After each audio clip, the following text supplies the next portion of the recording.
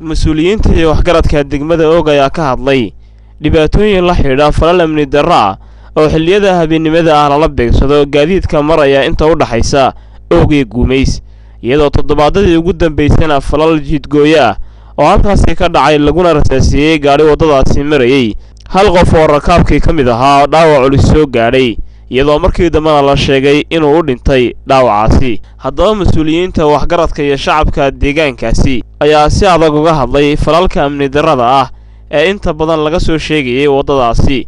iyagoo shacabka ugu baaqay gacan weyn laga siiyo maamulka sidii loo soo qaban lahaa burcadaasi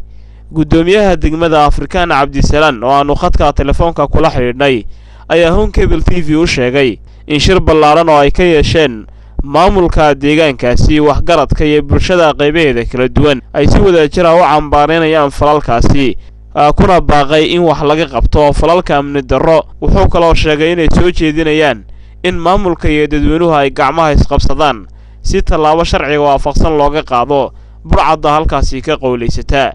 maaha markii ugu horeysay ee falal amni darro iyo jidgooyooyin loo dhigto gaadiid xilliyada habeenimada halkaasi maraya iyadoo ay ka dhaceen marar badan falalkaasi iyadoo gaadiidleyda baabuurta tagaasida ay halkaasi soo goosha ay waqtiyo badan cabasho ka soo jeediyeen sidii wax looga qaban lahaa dhibaatooyinka jidgooyooyinka ah ee ka jira halkaasi Cabdiraxmaan Cali Ducaale Home Cable TV Laascaanood